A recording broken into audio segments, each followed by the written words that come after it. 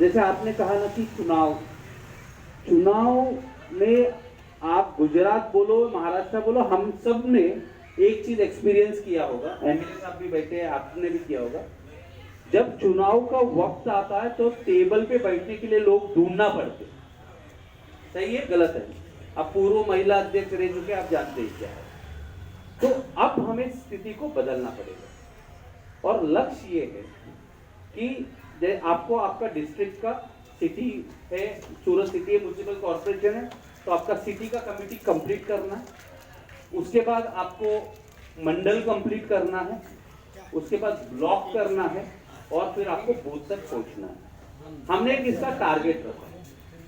आज हम जो बात कर रहे हैं जनवरी के फर्स्ट वीक में है और फरवरी एंड तक।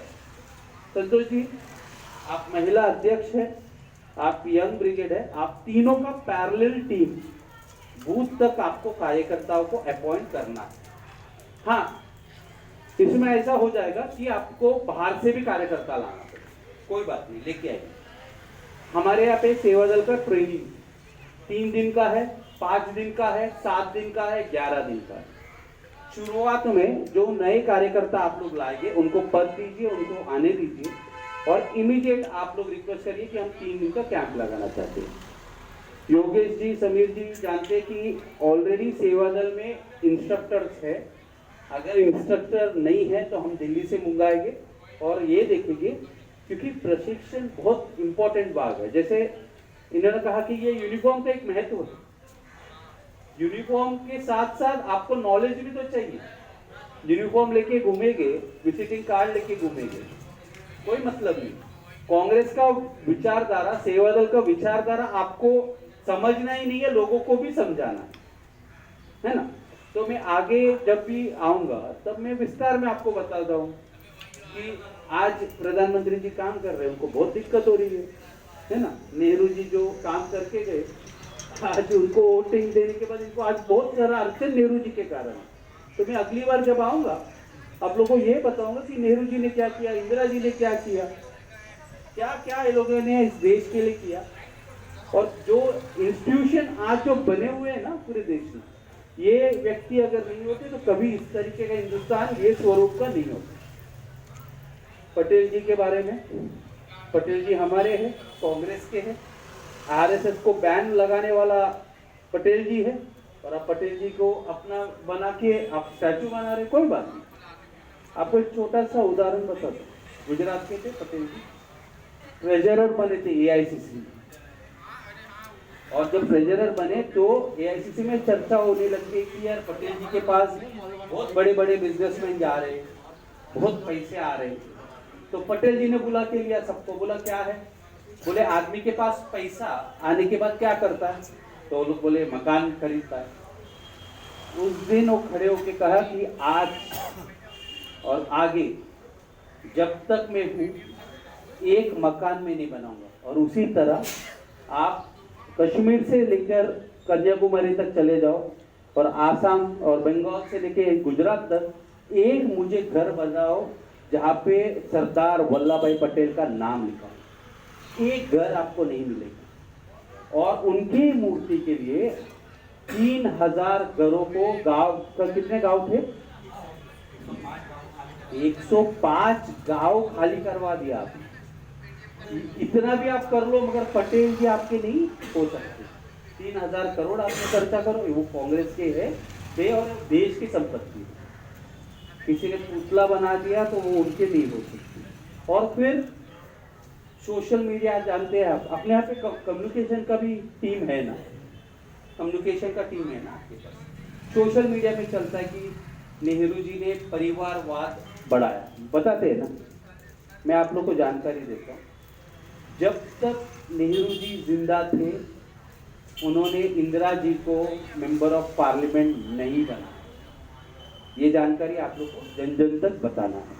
दूसरी बात, जब पटेल जी 1950 में दिसंबर में उनका देहांत हुआ, नेहरू जी जीते जी पटेल जी के एक लड़का और उनकी लड़की, वो तो प्रदेश अध्यक्ष भी रही, जब तक ये लोग थे तब तक वो लोग सांसद रहे, दोनों एक साथ मनी वे।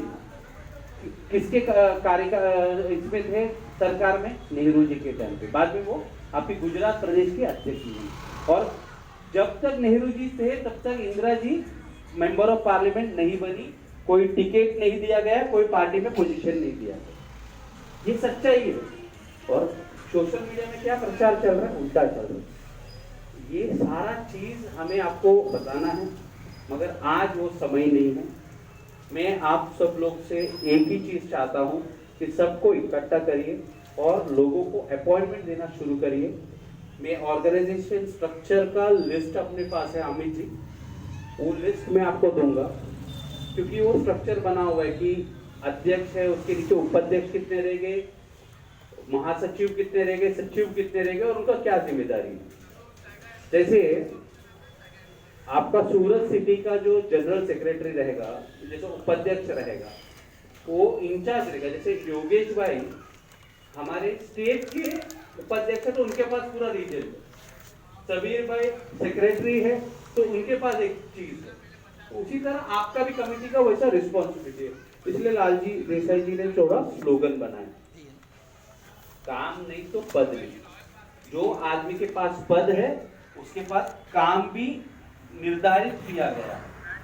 ऐसे नहीं कि आपके पास पद है और कोई काम नहीं, पूछा जाएगा और वो काम आपको करना पड़ेगा।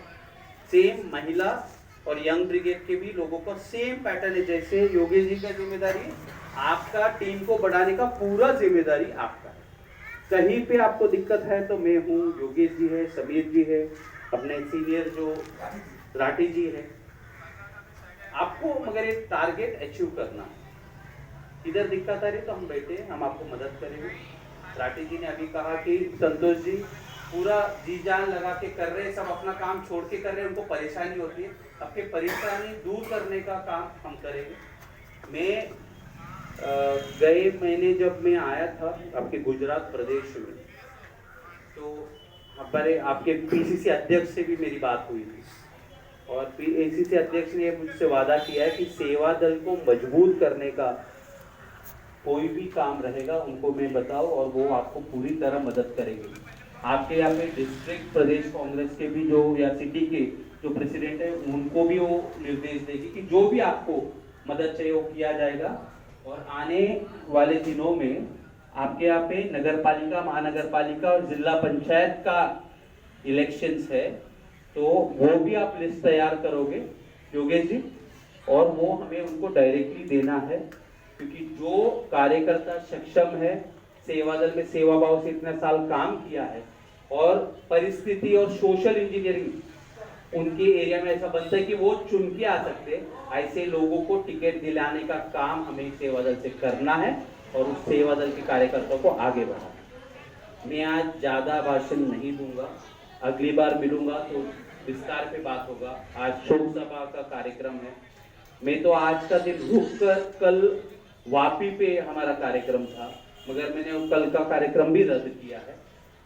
मैं मुंबई के लिए जब निकलूंगा तो रास्ते में वहां पे एक मीटिंग करके उनसे जाऊंगा। तो मैं फिर एक बार आप सब लोगों को धन्यवाद देना चाहता हूँ कि आप लोग आए, ये शोक सभा में अटेंड भी किया आप लोगों ने। और एक ही प्रार्थना है कि लालजी देसाई जी का जो सपना है सेवा दल को एक पूर्ण रूप से भूमिका में लाना, उस सपने को हमें साकार करना है। और इसलिए करना है क्योंकि लालजी देसाई जी के लिए नहीं, इस देश के लिए करना है। और देखिए मैं आपको बताता हूँ कि पहले सेवा दल के कुछ कार्यकर्ता हो या जो ढांचा बना था ना, उसमें हम लोग को एक आदत हो गई थी कि दरी बिछाओ, पानी पिलाओ, इतना ही काम था।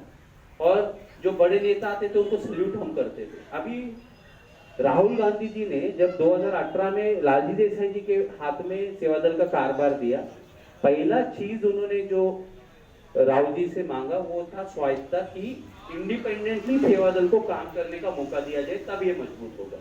और आप लोगों ने देखा होगा कि अब कोई भी नेता आएगा तो आपको सलाम नहीं करना है, पानी कोई बोलेगा कि ये कर दो वो कर दो, वो सेवा दल का कार्यकर्ता का काम नहीं। सेवा दल का कार्यकर्ता अभी से आंदोलन करेगा, सड़क पे उतरेगा और जो मेन पार्टी भूमिका कर रही है वही काम सेवा दल करेगा। तो हमने जो आप लोगों को मैसेज आया ही होगा, बताया भी होगा लोगों ने, अभी से कोई भी कितना भी बड़ा लीडर हो, वो हमारा पूर्व एमएलए हो, मंत्री हो, सैल्यूट नहीं करना है। ये टोपी और वर्दी का एक इज्जत है जिसे हमें गंभीरता से समझना पड़ेगा। और दूसरा, को पहले एक आदत थी सर, समीर जी आप जानते हो, पैर छूते थे, बहुत गलत है। यही मैं कह रहा हूँ कि जो नए लोग आएंगे उनको प्रशिक्षण देने की जरूरत है और ये समझना है। कोई भी आपको बोल देगा कि पानी नहीं लाना, रिस्पेक्ट से बोलना है, सर ये सेवा दल का वर्दी है और ये वर्दी हमने जनता का सेवा के लिए किया है, कोई भी नेता का चाकरी करना नहीं है यार। और वो बंद करना पड़ेगा हमें। जो संगठन को मजबूत करेगा, जो अपने एरिया में काम करेगा, जो पब्लिक के बीच में जाके पॉपुलर बनेगा, वही आदमी, वही आप लोग मुझसे नेता बनेगा। उसका एक जीता जागता उदाहरण हमारे साथ ही एमएलए साहब है। तो इसी तरह उदाहरण हमें लेना है। मैं इसके पहले गोवा का इंचा था, आप लोग को बता दूं, गोवा में दो मुख्यमंत्री सेवा दल के मुख्य संगठक, बहुत बड़ी बात है। अपने हिमाचल प्रदेश के आप तो जानते हैं हरीश रावत जी मुख्यमंत्री सेवा दल के मुख्य संगठक थे, स्टेट के भी थे और देश के भी थे। तो सेवा दल को अगर किसी ने कमजोर संगठन समझा है तो वो गलत है। ये बहुत मजबूत संगठन है और यही से आज जो हम सेवा दल को मजबूत करने का सोच रहे और प्लान कर रहे, जो मेन पेरेंट कांग्रेस पार्टी के जो पदाधिकारी है उनको आगे जाकर ट्रेनिंग देने का काम सेवा दल करने वाला, ये भी हमारे राष्ट्रीय पदाधिकारियों के मीटिंग में तय हुआ है। तो आप ये समझिए कि आज ये यंग ब्रिगेड हुआ, महिला है और ये मेन सेवा दल के आप लोग ही है जो कल आपके प्रदेश कार्यकारिणी में भी काम करेगा और कल एआईसीसी में भी ज्यादा से ज्यादा लोग सेवा दल के जाएंगे। मैं अपना आज का ये भाषण समाप्त करता हूँ। फिर एक बार मैं हमारे अखिल भारतीय कांग्रेस सेवा दल की तरफ से माधव जी को श्रद्धांजलि अर्पित करके अपना 2 शब्द समाप्त करता हूँ। धन्यवाद।